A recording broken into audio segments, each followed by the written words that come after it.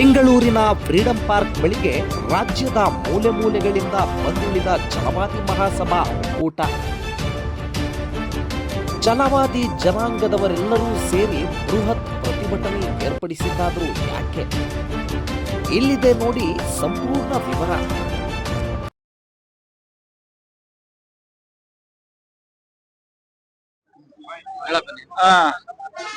Sir, ನನ್ನ ಹೆಸರು ಯೋಗೇಂದ್ರ ಕುಮಾರ್ ಅಂತ ಹೇಳಿ, ಸಿರಾ ತಾಲೂಕು, ತುಮಕೂರು ಜಿಲ್ಲೆಯಿಂದ ಬಂದಿದ್ದೀನಿ. ನಾನು ಛಲವಾದಿ ಮಹಾಸಭಾ ಡೈರೆಕ್ಟರ್ ಇದ್ದೀನಿ. ಹಾಗೆ ಸಂಘಟನೆಯಲ್ಲಿ ಎಲ್ಲ ನಾವು ತುಂಬಾ ಮುಖ್ಯವಾಗಿ ತೊಡಕೊಂಡು ಸಿರಾ ತಾಲೂಕಿನಾದ್ಯಂತ ಇವತ್ತು ಏನು ಇಲ್ಲಿ ಬೆಂಗಳೂರಲ್ಲಿ ಬೃಹತ್ ಸಮಾವೇಶ ಹಮ್ಮಿಕೊಂಡಿರ್ತಕ್ಕಂಥ ಸಂದರ್ಭದಲ್ಲಿ ನಾವೇ ಎಲ್ಲರೂ ಖುದ್ದಾಗಿ ಒಂದು 5 ಬಸ್ಸನ್ನ ಮಾಡಿ ಎಲ್ಲರನ್ನು ಕರ್ಕೊಂಡು ಬಂದು ಇಲ್ಲಿ ಸಮಾವೇಶದಲ್ಲಿ ಪಾಲ್ಗೊಂಡಿದ್ದೀವಿ. ಈ ಒಂದು ಸಮಾವೇಶ ಬೇಕಿರ್ಲಿಲ್ಲ ಅಂತ ನನ್ಗನ್ಸುತ್ತೆ. ಯಾಕಂದ್ರೆ ನಮ್ಮ ಸರ್ಕಾರದ ಘನ ಸರ್ಕಾರದಲ್ಲಿ ನಮ್ಮದೇ ಆದಂತ ಮಿನಿಸ್ಟ್ರಿಗಳು ತುಂಬಾ ಜನ ಇದ್ದಾರೆ. ಅದರಲ್ಲಿ ಅವರು ಸರಿಯಾದ ಒಂದು ಹೆಜ್ಜೆಯನ್ನ ಇಟ್ಟಿದ್ರೆ ನಾವೆಲ್ಲ ಇಲ್ಲಿ ಬಂದು ಈ ಒಂದು ಕಾರ್ಯಕ್ರಮದಲ್ಲಿ ಪಾಲ್ಗೊಳ್ಳೋ ಅವಶ್ಯಕತೆ ಇರ್ಲಿಲ್ಲ ಅಂತ ನಾನು ಆದ್ರೂ ಭಾವಿಸ್ತೇನೆ. ಹಾಗೆ ಮುಂದಿನ ದಿನಗಳಲ್ಲಿ ಇವರು ಏನಾದ್ರೂ ಒಳ ಮೀಸಲಾತಿಯನ್ನ ವರ್ಗೀಕರಣ ಮಾಡಿ ABC ಅಂತ ಹೇಳಿ ಕೊಟ್ಟಿದ್ದಾರೆ. ಮುಂದಿನ ಒಂದು ದಿನಗಳಲ್ಲಿ ನಮಗೆ ತುಂಬಾ ಅನ್ಯಾಯ ಆಗುತ್ತೆ. ಇದೇ ತರ ಅದನ್ನ ತಿರಸ್ಕರಿಸ್ಬೇಕು. ಇದನ್ನ ಇವತ್ತು ಆಕ್ಚುಲಿ ನಮ್ಮ ವೇದಿಕೆಯಲ್ಲಿ ಜ್ಞಾನ ಪ್ರಕಾಶ ಸ್ವಾಮೀಜಿಗಳು ಒಂದು ಅರ್ದು ಬಿಸಾಕಿದ್ದಾರೆ. ಒಂದು ಏನು ಮಾಡಿದ್ರು, ನಾಗಮೋಹನ್ ದಾಸ್ ವರದಿಯನ್ನ ಅರ್ದು ಬಿಸಾಕಿದ್ದಾರೆ. ಬೆಂಕಿನೇ ಇರ್ಬೇಕಾಯ್ತು ಅಂತ ನನ್ನ ಭಾವನೆ.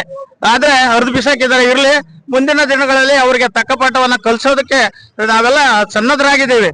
ಯಾಕಂದ್ರೆ ನಮ್ಮ ಬಲಗೈ ಸಮಾಜ ಯಾವತ್ತು ಬೇರೆಯವರಿಗೆ ಹಸ್ತವನ್ನ ಮಾಡ್ಕೊಂಡೆ ಬಂದಿದೆ ಬಿಟ್ರೆ ಯಾರ ಹತ್ರ ನಾವು ಬೇಡಿದವರಲ್ಲ.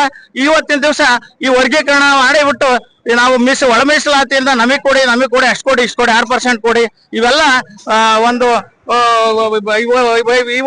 ಮಾಡಿದ್ದಾರೆ ಅಂತಂದ್ರೆ ಇದು ನಮಗೆ ತುಂಬಾ ಅನ್ಯಾಯ. ಯಾಕಂದ್ರೆ ಮುಂದಿನ ಲೋಪದೋಷ ಇವೆಲ್ಲ. ಮುಂದಿನ ದಿನಗಳಲ್ಲಿ ನಮ್ಮ ಮಕ್ಕಳಿಗೆ ಶೈಕ್ಷಣಿಕವಾಗಿ ಆರ್ಥಿಕವಾಗಿ ಅವರು ಕುಗ್ಗಲಿಸಿಕೆ ಮಾಡಿದ್ದಾರೆ. ಅದರಿಂದ ನಾಗಮೋಹನ್ ದಾಸ್ ವರದಿ ಸರಿ ಇಲ್ಲ ಅಂತ ಹೇಳಿ ನಾನು ಆಗ್ರಹ ಮಾಡ್ತೇನೆ. ಮುಂದಿನ ದಿನಗಳಲ್ಲಿ ಇದನ್ನ ನಾವೆಲ್ಲ ತಾಲೂಕಿನಾದ್ಯಂತ ಹೋರಾಟವನ್ನು ಹಮ್ಮಿಕೊಂಡು ರಾಜ್ಯಾದ್ಯಂತ ತಾಲೂಕು ಮತ್ತೆ ಜಿಲ್ಲೆ ಮತ್ತು ರಾಜ್ಯಾದ್ಯಂತ ಹೋರಾಟವನ್ನ ಮಾಡುತ್ತೀವಿ. ನಾವು ಇವ್ರ ಜೊತೆಯಲ್ಲೇ ಇರ್ತೀವಿ. ನಮ್ಮ ಜ್ಞಾನ ಪ್ರಕಾಶ ಸ್ವಾಮೀಜಿ ಅವರ ಜೊತೆಯಲ್ಲಿ ನಾವು ಅವರು ಬಲಗೈಯಾಗಿ ಜೊತೆಯಲ್ಲೇ ನಾವು ಹೋರಾಟವನ್ನ ಮಾಡ್ತೀವಿ. ಅವರು ನಮ್ಮ ಜೊತೆಯಲ್ಲಿ ಇದ್ದಾರೆ, ನಮ್ಗೆ ಶಕ್ತಿಯನ್ನ ತುಂಬಿದ್ದಾರೆ. ಇವತ್ತು ಕರ್ನಾಟಕ ರಾಜ್ಯದಲ್ಲಿ ನಮಗೆ ಬಲಗೈ ಜನಾಂಗದವರಿಗೆ ಅವರ ಮುಖಾಂತರ ಈ ಹೋರಾಟ ಮಾಡ್ತಾ ಇದ್ದೀವಿ ಅಂದ್ರೆ ಅವರೇ ಒಬ್ಬರು ಕಾರಣ ಅಂತ ಹೇಳ್ತೀವಿ. ಅವ್ರ ಜೊತೆಯಲ್ಲಿ ನಾವೆಲ್ಲರೂ ಇರ್ತೀವಿ. ಮುಂದಿನ ದಿನಗಳಲ್ಲಿ ಒಟ್ಟುಗೂಡಿಸ್ಕೊಂಡು ನಾವೆಲ್ಲ ಯಾವುದೇ ಹೋರಾಟ ಇರಲಿ, ಪ್ರತಿಭಟನೆ ಇರಲಿ, ನಾವೆಲ್ಲ ಮಾಡ್ಕೊಂಡು ಹೋಗ್ತೀವಿ ಅಂತ ಈ ಸಂದರ್ಭದಲ್ಲಿ ಹೇಳಿ ನಾನು 2 ಮಾತನ್ನ ಮುಗಿಸ್ತೀನಿ. ಜೈ ಭೀಮ್. ಅಂದ್ರೆ ಈಗೆಲ್ಲ ಈ ತರ ಎಲ್ಲ ಸಮಸ್ಯೆಗಳಾಗ್ತಾ ಇರೋದಕ್ಕೆ ಈ ಒಕ್ಕೂಟಗಳನ್ನೇ ವಿಭಜನೆ ಮಾಡ್ತಾ ಇರೋದು ಕಾರಣಗಳೆಲ್ಲ ಏನಿರ್ಬೋದು? ನಮ್ಮವರಿಂದನೇ ಅದೇನು ಅಂತಾರಲ್ಲ, ಕಾಣದ ಕೈಗಳು ಅಂತ ನಮ್ಮವರಿಂದನೇ ಏನಾದ್ರು?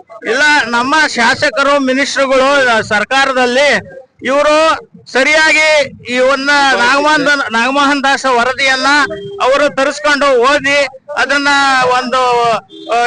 ಒಂದು ವರದಿಯನ್ನ ಏನಿದೆ ಅದರಲ್ಲಿ ಎಲ್ಲ ತಿಳ್ಕೊಂಡು ಇವ್ರು ಮಾಡಿದೆ.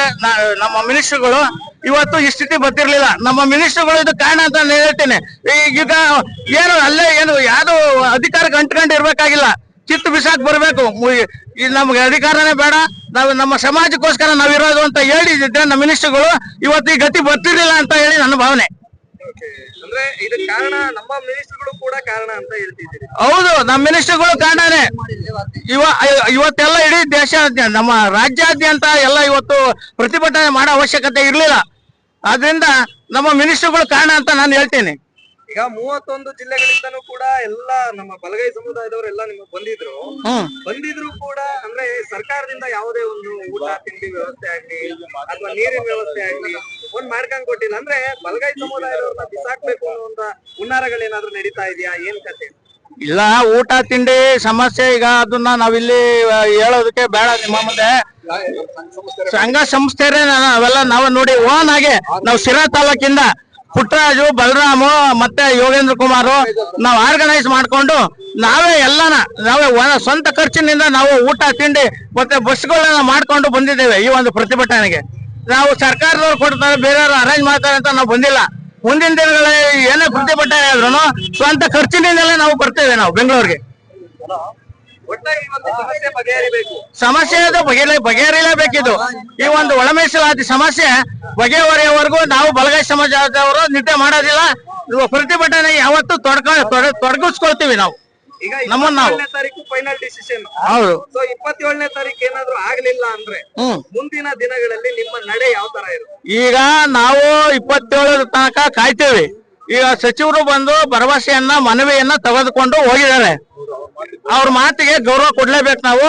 27 ನಂತರ ಕೊಡ್ಲಿಲ್ಲ ಅಂದ್ರೆ ಉಗ್ರವಾದ ಪ್ರತಿಭಟನೆಯನ್ನ ಹೋರಾಟವನ್ನ ಇಡೀ ರಾಜ್ಯಾದ್ಯಂತ ನಾವು ಹಮ್ಮಿಕೊಳ್ಳೋದಕ್ಕೆ ಯಾವುದೇ ಸಂದೇಹ ಪಡಲ್ಲ, ಹಿಂದೆ ಮುಂದೆ ಜರಿಯೋದಿಲ್ಲ. ಈಗ ಸ್ವಾಮೀಜಿಗಳು ಹೇಳ್ತಾ ಇದ್ರು ಸಿದ್ದರಾಮಯ್ಯನವ್ರು ಬರೋವರೆಗೂ ನಾವ್ ಇಲ್ಲಿಂದ ಹೆಜ್ಜೆ ತೆಗಿಯಲ್ಲ ಅಂತ. ಬರ್ತಾರೆ ಅನ್ಸುತ್ತಾ ನಿಮ್ ಪ್ರಕಾರ? ಸಿದ್ದರಾಮಯ್ಯರು ಬರ್ಬೇಕು ಅಂತಲೇ ಎಲ್ಲರೂ ಮನವಿ ಇದೆ. ಅವ್ರು ಕೊಟ್ಟಿರೋದು ಮನವಿ ಬರ್ಬೇಕು ಅಂತಲೇ ಹೇಳಿದ್ದಾರೆ. ಆದ್ರೆ ಸಿದ್ದರಾಮಯ್ಯನವರು ಬರ್ತಾರ ಬಿಡ್ತಾರ ಕಾದ್ ನೋಡ್ಬೇಕಾಗಿದೆ ನನ್ನ ಸಹೋದರ. ಕಡೆದಾಗ ಏನ್ ಹೇಳಿಕ್ಕೆ ಇಷ್ಟಪಡ್ತೀರಿ ಸರ್? ಕಡೆಯದಾಗಿ ನಮಗೆ ನ್ಯಾಯ ಬೇಕು, ಸಾಮಾಜಿಕ ನ್ಯಾಯ ಬೇಕು. ಡಾಕ್ಟರ್ BR ಅಂಬೇಡ್ಕರ್ ಅವರ ಅನುಯಾಯಿಗಳಾದಂತ ನಮ್ಮ ಜನಾಂಗ ಯಾವತ್ತೂ ಸಾಮಾಜಿಕ ಸಮಾನತೆಯನ್ನ ನಾವು ಪರಿಗಣಿಸ್ತೇವೆ ಬಿಟ್ಟರೆ ನಾವು ಯಾವುದೇ ಬೇರೆ ತರವಾದ ನಿರ್ಧಾರಗಳನ್ನ ನಾವು ಕೈಗೊಳ್ಳಲ್ಲ. ಸಂವಿಧಾನ ಅಡಿಯಲ್ಲಿ ನಾವು ಎಲ್ಲರೂ ಬದ್ಧವಾಗಿದ್ದೇವೆ. ಸಂವಿಧಾನ ಅಡಿಯಲ್ಲಿ ನಾವು ಎಲ್ಲ ಕೆಲಸ ಕಾರ್ಯಗಳನ್ನ ಮಾಡ್ಕೊಂಡು ಹೋಗ್ತೇವೆ. ಓಕೆ ಸರ್, ಇವತ್ತು ನಾವೆಲ್ಲ ಇಲ್ಲಿ ಸೇರ್ಕೊಂಡಿರ್ತಕ್ಕಂತ ವಿಷಯ ಅಂತ ಅಂದ್ರೆ ಒಳ ಮೀಸಲಾತಿನಲ್ಲಿ ನಮಗೆ ಮತ್ತೆ ಅಂದ್ರೆ ಛಲವಾದಿ ಬಲಗೈಯವರಿಗೆ ಹಾಗೂ ಎಡಗೈ ಮಾದಿಗರಿಗೆ 6% ಅನ್ನ ಕೊಟ್ಟಿದ್ದು. ಅದರಲ್ಲಿ ABCD ಅಂತ ಮಾಡಿ ಬಿಂದುವನ್ನ ತೆಗೆದಾಗ ಆ ಬಿಂದುನಲ್ಲಿ ನಮಗೆ ಬಹಳ ಅನ್ಯಾಯವಾಗಿ 9ನೇ ಬಿಂದು ಸಿಕ್ಕಿರೋದ್ರಿಂದ ಯಾವುದೇ ಕಾರಣಕ್ಕೂ 30 ವರ್ಷಗಳ ನಂತರವೂ ಒಂದು ಉನ್ನತ ಹುದ್ದೆಗಳು ನಮ್ಮ ಜನಾಂಗಕ್ಕೆ ಸಿಗ್ತಾ ಇಲ್ಲ. ಹಾಗಾಗಿ ಇದನ್ನ ತಪ್ಪು ಇವ್ರು ಮಾಡಿರ್ತಕ್ಕಂಥ ನಾಗಮೋಹನ್ ದಾಸ್ ಮಾಡಿರ್ತಕ್ಕಂಥ ಈ ಅವೈಜ್ಞಾನಿಕ ಮೀಸಲಾತಿಯನ್ನ ರದ್ದುಪಡಿಸಿ ಹೊಸದಾಗಿ ನಮಗೆ ಮೀಸಲಾತಿಯನ್ನ ಮಾಡಿ AB ಅಂತ ಹೇಳಿ ಮಾಡಿ ಆ 2ರಲ್ಲೇ ಒಂದು A ಅಂದ್ರೆ ಮಾದಿಗರಿಗೆ ಕೊಡ್ಲಿ, ನಮ್ಮ ಅಣ್ಣ ತಮ್ಮದಿರು ಅವ್ರನ್ನ, B ನಮಗೆ ಕೊಡ್ಲಿ. ಆಗ ಎಲ್ಲರಿಗೂ ಸಂತೋಷ ಆಗುತ್ತೆ, ಸಮಾನ ಮನಸ್ಕರು ಸಮಾನವಾಗಿರ್ತೇವೆ. ನಮ್ಮ ಜನಾಂಗವನ್ನ ಒಡಿಲಿಕ್ಕಾಗಿ ಮಾಡಿರ್ತಕ್ಕಂಥ ಹುನ್ನಾರವನ್ನ ತಪ್ಪಿಸ್ಲಿ ಅಂತ ಹೇಳ್ಬಿಟ್ಟು ನಾವು ಇವತ್ತು ಬೃಹತ್ ಸಂಖ್ಯೆಯಲ್ಲಿ ಈ ಸಮಾವೇಶದಲ್ಲಿ ಸಮಾರಂಭವನ್ನ ಮಾಡ್ತಾ ಇದ್ದೀವಿ. ನಾವೆಲ್ಲರೂ ತುಮಕೂರು ಜಿಲ್ಲೆಯಿಂದ ಶಿರಾ, ಪಾವಗಡ, ಮಧುಗಿರಿ, ಕೊರಟಗೆರೆ, ಗುಬ್ಬಿ, ಕುಣಿಗಲ್ಲು, ತಿಪ್ಟೂರು, ತುರುವೇಕೆರೆ, ಚಿಕ್ಕನಾಯಕನಹಳ್ಳಿ ಎಲ್ಲ ತಾಲೂಕುಗಳಿಂದಲೂ 10 ತಾಲೂಕುಗಳಿಂದಲೂ ಸುಮಾರು 35 ಬಸ್ಗಳಲ್ಲಿ ನಾವು ಈ ಕಾರ್ಯಕ್ರಮಕ್ಕೆ ಆಗಮಿಸಿದ್ದೇವೆ ಸರ್. ಅಲ್ಲ, ಈಗ ಇದೇ ತರದಲ್ಲಿ ಕಾರ್ಯಕ್ರಮಗಳು ನಡೀತಲೇ ಇರುತ್ತೆ, ಹೋಗ್ತಲೇ ಇರುತ್ತೆ. ಈ ತಿದ್ದುಪಡಿ ಮಾಡಿರ್ತಕ್ಕಂಥದ್ದು ಯಾವ ಕಾರಣದ ಕೈಗಳು ಅಂತ ನಿಮ್ಮ ಅನಿಸಿಕೆ? ಸರ್, ತಿದ್ದುಪಡಿ ಮಾಡಿರ್ತಕ್ಕಂಥದ್ದು ಒಡಿಲಿಕ್ಕಾಗಿ ಸರ್ಕಾರದ ವತಿಯಿಂದನೇ ಆಗಿದೆ ಸರ್. ಆದ್ರೂ ಆ ತಿದ್ದುಪಡಿ ಮಾಡುವಂತ ಸಮಯದಲ್ಲಿ ನಮ್ಮ ಆಗಿರ್ತಕ್ಕಂಥ ಮಿನಿಸ್ಟ್ರಿಗಳು ಅದಕ್ಕೆ ಹೆಚ್ಚಿನದಾಗಿರ್ತಕ್ಕಂಥ ಒತ್ತು ಗಮನವನ್ನ ಕೊಟ್ಟಿದ್ದಾರೆ ಇಲ್ಲ ಅಂತಕ್ಕಂಥದ್ದು ನಮಗೂ ಸಂದೇಹ ಆಗಿರ್ತಕ್ಕಂಥ ಇದು ಬಂದಿದೆ ಸರ್. ಈಗ ಇದೇ ಒಂದು ಪಕ್ಷದಲ್ಲೇನೆ ಈಗ ನಡೀತಾ ಇರ್ತಕ್ಕಂಥ ಸರ್ಕಾರದಲ್ಲೇನೆ ನಮ್ಮ ಒಂದು ಪಂಗಡದವರೇನೆ ಇದ್ದಾರೆ. ಯಾರು? ಜಿ ಪರಮೇಶ್ವರ್ ಅವರು. ಹೌದು. ಸೊ ಅವ್ರು ಇಟ್ಕೊಂಡು ಒಂದು ಗೃಹ ಮಂತ್ರಿಗಳಾಗಿ ಯಾವ್ದೋ ಒಂದು ಇದನ್ನ ತಗೊಂತಾ ಇಲ್ವಲ್ಲ, ಯಾವ್ದೇ ಒಂದು ಕ್ರಮಗಳನ್ನ ತಗೊಂತಾ ಇಲ್ವಲ್ಲ, ಯಾಕೆ? ಇದರಿಂದ ಏನಾದ್ರು ಷಡ್ಯಂತ್ರಗಳೇನಾದ್ರು ನಡೀತಾ ಇದೆಯಾ? ಏನ್ ಕತೆ ಸರ್? ಈಗ ನಾವು ಡಾಕ್ಟರ್ ಜಿ ಪರಮೇಶ್ವರ್ ತುಮಕೂರಿಂದ ಹಾಗೂ ಕರ್ನಾಟಕ ಸರ್ಕಾರದಲ್ಲಿ ಮಾನ್ಯ ಗೃಹ ಮಂತ್ರಿಗಳಾಗಿರ್ತಕ್ಕಂಥದ್ದು ಅವರೊಬ್ಬರ ನಾವು ಹೆಸರಿಸಲಿಕ್ಕೆ ಇಷ್ಟ ಇಲ್ಲ. HC ಮಾದೇವಪ್ಪನವ್ರು ಇದ್ದಾರೆ, ಪ್ರಿಯಾಂಕ್ ಖರ್ಗೆ ಅವರಿದ್ದಾರೆ. ಪ್ರಿಯಾಂಕ್ ಖರ್ಗೆ ಅವರು ಇವರಿಬ್ಬರಿಗಿಂತನೂ ಹೆಚ್ಚಿನದಾಗಿ ತಿಳ್ಕೊಂಡು ಹೆಚ್ಚಿನದಾಗಿರ್ತಕ್ಕಂಥ ವಿಷಯವನ್ನ ಸಮಾಜದ ಒಳಿತಿಗಾಗಿ ಮಾತಾಡ್ತಕ್ಕಂಥ ವ್ಯಕ್ತಿ ಆಗಿದ್ದಾರೆ.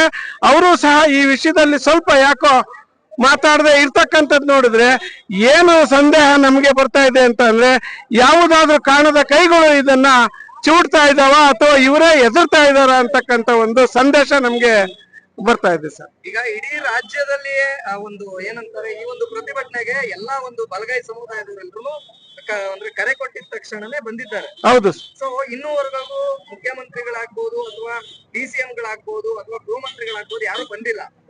ಸೊ ಏನ್ ಅನ್ಸುತ್ತಿದ್ರು ಅಂದ್ರೆ ಈ ಒಂದು ವಿಚಾರವಾಗಿ ಏನು ಸರ್? ಮುಖ್ಯಮಂತ್ರಿಗಳು ಬರೋದಕ್ಕೊಂದು ಏನಾಗುತ್ತೆ ಅಂದ್ರೆ, ಇಲ್ಲಿ ಈ ನಮ್ಮ ಈ ಒಂದು ಮೈದಾನದಲ್ಲಿ ಪ್ರತಿನಿತ್ಯವೂ ಸಮಾವೇಶಗಳು, ಇದು ಬೃಹತ್ ಪ್ರತಿಭಟನೆಗಳು ನಡೀತಾ ಇರ್ತವೆ. ಈ ಒಂದು ಕಾರ್ಯಕ್ರಮಕ್ಕೆ ಮುಖ್ಯಮಂತ್ರಿಗಳು ಬಂದು ಅಂದ್ರೆ ದಿನವೂ ಬರ್ತಾನೆ ಇರ್ಬೇಕು. ಅವ್ರಿಗೆ ಬಂದಿದ್ರಲ್ಲ ನಮಗೂ ಬನ್ನಿ ಇಲ್ದ್ರೆ ನಾವು ಎದ್ದೇಳಲ್ಲ ಅಂತ ಕೂತ್ಕೊಂತಾರೆ. ಸರ್ಕಾರದ ಪ್ರತಿನಿಧಿಯಾಗಿ ಅವರು ಕಳಿಸಿದ್ದಾರೆ. ಅವ್ರು ಬಂದು ಸಚಿವರು ಇಬ್ರು ಬಂದು ಪಾಟೀಲ್ರು ಮತ್ತು ಮೇಡಮ್ ಬಂದು ಮನವಿಯನ್ನ ಸ್ವೀಕರಿಸಿದ್ದಾರೆ.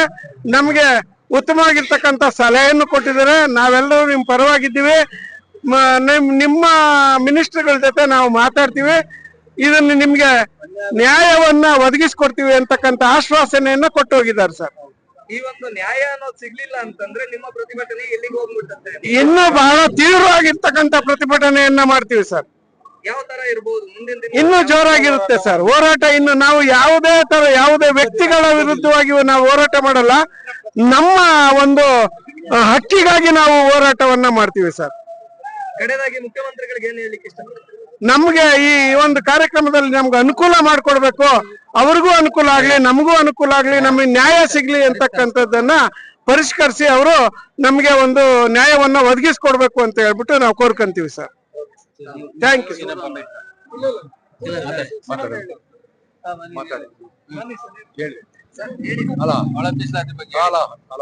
ನಾವು ಇವತ್ತು ಕರ್ನಾಟಕದ ರಾಜ್ಯಾದ್ಯಂತ ಬಲಗೈ ಸಮುದಾಯದವರು ಎಂದೂ ಸಹ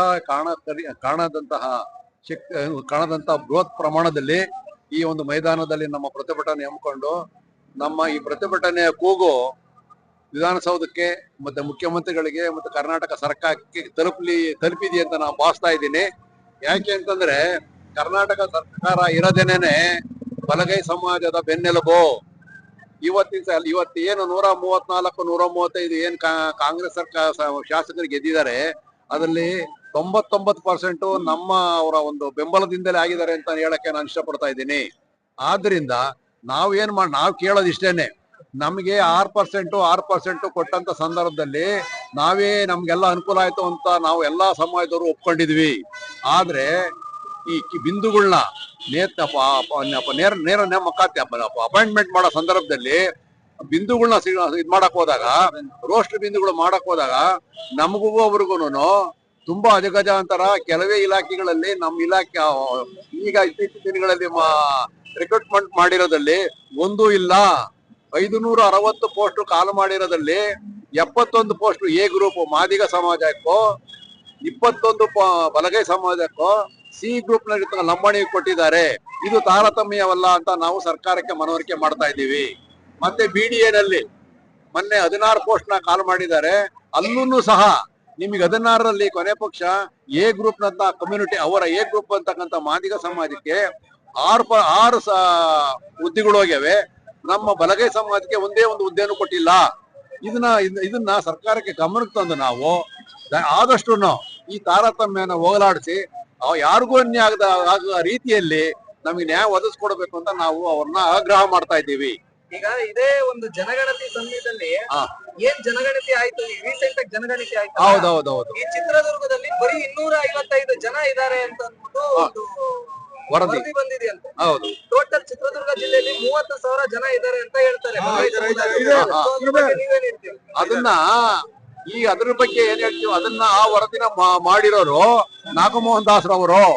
ನಾಗಮೋಹನ್ ದಾಸ್ರವರು ವರದಿ ಕೊಡ್ಬೇಕಾದ ಸಂದರ್ಭದಲ್ಲಿ ಅವ್ರು ಏನ್ ಮಾಡಿದ್ದಾರೆ, ಬಲಗೈ ಸಮಾಜಕ್ಕೆ ಸಂಬಂಧಪಟ್ಟಂತ ಜಾತಿಗಳನ್ನ ಒಡೆದು ಬೇರೆ ಬೇರೆ ಗ್ರೂಪ್ಗೆ ಹಾಕಿ, ಎ ಗ್ರೂಪ್ಗೆ ಹಾಕಿ, ಬೇರೆದಕ್ಕೆ ಹಾಕಿ ನಮ್ಮ ಕಮ್ಯುನಿಟಿ, ನಮ್ಮ ಸಮಾಜದ ಗ್ರೂಪ್ ನ ಇಳಿಸಿದ್ದಾರೆ.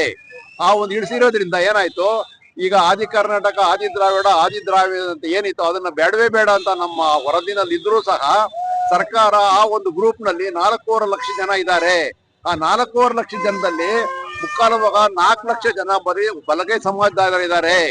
ಮತ್ತೆ ಬೇರೆ ಕ್ಯಾಸ್ಟ್ಗೆ ಬಗೆಹರ ಮತ್ತೆ ಇದು ನಮ್ಮ ಯಾರು ತಮಿಳ ಮಹಾರು ಇವರು ಪರಯ್ಯ ಇವರೆಲ್ಲಾರು ಸಹ ಬೇರೆ ಗುಂಪು ಹಾಕಿದ್ರಿಂದ ನಮ್ಮಲ್ಲಿ ನಮ್ಮ ಮಂತ್ರಿಗಳು ಸಚಿವ ಸಂಪುಟದಲ್ಲಿ ಅದನ್ನ ಚರ್ಚೆ ಮಾಡಿ ಅದನ್ನ ನಮ್ಮ ಗ್ರೂಪ್ಗೆ ಹಾಕಕ್ಕೆ ಅವಕಾಶ ಮಾಡೋದ್ರಿಂದ ನಮ್ಗೆ 30 ಲಕ್ಷ ಚಿಲ್ಲರೆ ಸಿಕ್ತು.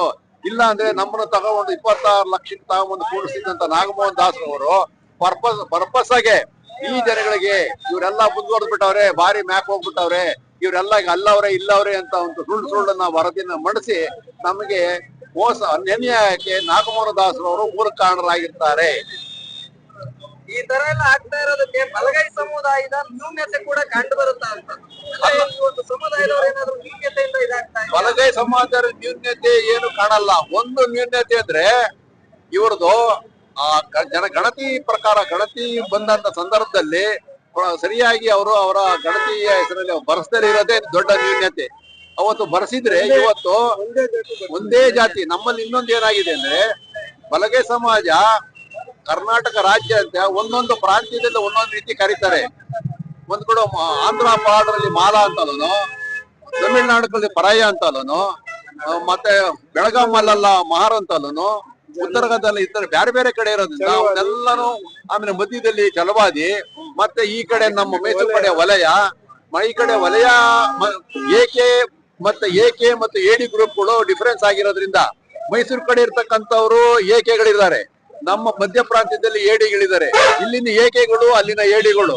ಚಿಕ್ಕಬಳ್ಳಾಪುರ ತಾಲೂಕಿನಲ್ಲಿ ಏಕೆನು ಏಡಿನೂ ಒಲೆರೇನೆ, ಏಕೆನೂ ಒಲೆರೇನೆ, ಮಾದಿರೇನೆ. ಈ ರೀತಿಯಿಂದ ಡಿಫರೆನ್ಸ್ ಆಗಿರೋದ್ರಿಂದ ಈ ಅಗ್ನಿ ಅಂಶಗಳಲ್ಲಿ ತಾರತಮ್ಯ ಆಗಿದೆ. ಅದನ್ನ ಇವರು ನಮ್ಮಲ್ಲೂ ಸಹ ಮೊದಲೇ ಎಚ್ಚೆತ್ಕೊಂಡು ಬರೆಸಿದ್ರೆ ಈ ರೀತಿ ಅನ್ಯಾಯ ಆಗ್ತಿರ್ಲಿಲ್ಲ.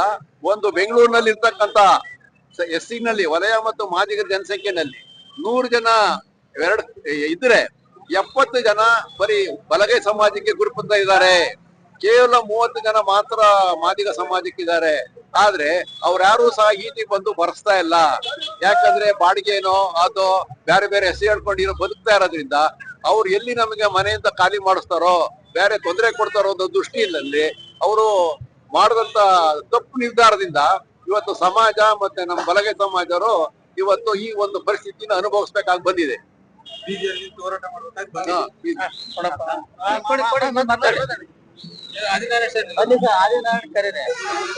ನಾನು ಒಂದೆರಡು ಸಮಸ್ಯೆ ಹೇಳ್ತೀನಿ ಸ್ನೇಹಿತರೆ. ಇದರಲ್ಲಿ ಈ ಒಳ ಮೀಸಲಾತಿಯಿಂದ ಏನಾಗಿದೆ ಅಂದ್ರೆ, ಒಂದು ಪ್ರಮುಖವಾದ ಒಂದು ಸಮಸ್ಯೆಯನ್ನು ನಾನು ಇಲ್ಲಿ ಮುಂದಿಡ್ತೀನಿ. ಇತ್ತೀಚೆಗೆ ಕರ್ನಾಟಕ ವಸತಿ ಶಿಕ್ಷಣ ಸಂಸ್ಥೆಗಳ ಸಂಘದ ಅಡಿಯಲ್ಲಿ ಒಂದಷ್ಟು ವಸತಿ ಶಾಲೆಗೆ ಪ್ರವೇಶ ಆಯ್ತು. ಆ ಸಂದರ್ಭದಲ್ಲಿ ಈ ಒಳ ಮೀಸಲಾತಿಯಿಂದ ಜಾತಿ ಪ್ರಮಾಣ ಪತ್ರ ಕೊಡಲು ಗೊಂದಲ ಉಂಟಾಗಿದೆ. ಹೀಗಾಗಿ ಆ SC ಜಾತಿ ಹುಡುಗರನ್ನ ಜನರಲ್ ಕ್ಯಾಟಗರಿ ಅಂತ ಹೇಳ್ಬಿಟ್ಟು ಪರಿಗಣಿಸಿದ್ದಾರೆ. ಹೀಗಾಗಿ ಇಲ್ಲಿ ಏನಾಗಿದೆ, ಬಲಗೈ ಇರ್ಬೋದು ಅಥವಾ ಎಡಗೈ ಇರ್ಬೋದು, ಯಾವುದೇ ಜಾತಿ ಇರ್ಬೋದು, ಅವ್ರಿಗೆ ಒಂದು SC ಕೋಟ ಕೈ ತಪ್ಪದಂಗಾಗಿದೆ ಒಂದು. ಮತ್ತೆ ಈಗ ಇತ್ತೀಚೆಗೆ ವಿಶ್ವವಿದ್ಯಾನಿಲಯದಲ್ಲೂ ಸಹ ಉಪನ್ಯಾಸಕರ ಹುದ್ದೆಯನ್ನು ಸಹ ಆಯ್ಕೆ ಮಾಡಲಾಗಿದೆ. ಅಲ್ಲೂ ಸಹ ಒಂದೊಂದು ಶಾಖೆನಲ್ಲಿ, ಅಂದ್ರೆ ಉದಾಹರಣೆಗೆ ಯಾವ್ದಾದ್ರು ಒಂದು ಮುಖ್ಯ ಅಂತಂದ್ರೆ ರಸಾಯನಶಾಸ್ತ್ರ ಇರ್ಬೋದು, ಭೌತಶಾಸ್ತ್ರ ಇರ್ಬೋದು, ಆ ಮುಖ್ಯ ಇದರಲ್ಲಿ ಒಂದೊಂದು ಪೋಸ್ಟ್ ಇರ್ತವೆ. ಆ ಒಂದೊಂದು ಪೋಸ್ಟ್ ಅಲ್ಲೂ ಸಹ ಈ ವರ್ಗೀಕರಣ ಏನ್ ಮಾಡಿದ್ದಾರೆ, A ಗುಂಪು, B ಗುಂಪು, C ಗುಂಪು ಅಂತ ಹೇಳಿ, ಅಲ್ಲಿ ಯಾರೋ ಒಬ್ರು A ಗುಂಪು, ಈಗ ಪ್ರಪ್ರಥಮವಾಗಿ ರೋಸ್ಟರ್ ಬಿಂದು ಪ್ರಕಾರ A ಗುಂಪಿಗೆ ಕೊಡ್ಲೇಬೇಕು. ನಾವು B ಗುಂಪಿಗೆ ಬರ್ತೀವಿ, ಬಲಗೈ ಗುಂಪಿನವರು. ಹಾಗಾಗಿ ಅದರಲ್ಲಿ ನಮಗೆ ವಂಚಿತರಾಗ್ತೀವಿ. ಅಷ್ಟೊಳಗೆ ಅವ್ನು ರಿಟೈರ್ ಆಗ್ತೇನೆ. ಹಾಗಾಗಿ ಇಲ್ಲಿ ಬಡ್ತಿ ಮೀಸಲಾತಿಯಲ್ಲೂ ಸಹ ನಮಗೆ ಅನ್ಯಾಯವಾಗಿದೆ. ಇಷ್ಟು ಹೇಳಕ್ಕೆ ನಾನು ಇಷ್ಟಪಡ್ತೀನಿ. ನನ್ನ ಹೆಸರು ಚಂದ್ರಶೇಖರ್, ತುಮಕೂರು. ನಾವು ಬಿಜಾಪುರ ಜಿಲ್ಲೆ ಸುರೇಶ್ ಅಂತ. ಪ್ರಪ್ರಥಮವಾಗಿ ಈ ಒಳ ಮೀಸಲಾತಿ ಅವೈಜ್ಞಾನಿಕ ಆಗ್ಯದ. ಯಾವುದೇ ಪರಿಸ್ಥಿತಿಯಲ್ಲಿ ನಾಗಮೋಹನ್ ದಾಸ್ ಅವರು ಮಾಡಿದಂತ ಈ ಒಳ ಮೀಸಲಾತಿ ಕೂಡಲೇ ರದ್ದುಪಡಿಸಬೇಕು ಮತ್ತು ಸಾಮಾಜಿಕವಾದಂತ ಸಿದ್ಧಾಂತ ನೆಲೆಗಟ್ಟಿನ ಮೇಲೆ ಮೀಸಲಾತಿ ಮುಂದುವರಿಬೇಕಂತಂದು ನಾನು ವಿನಂತಿ ಮಾಡ್ಕೊತಾ ಇದ್ದೀನಿ. Thank you.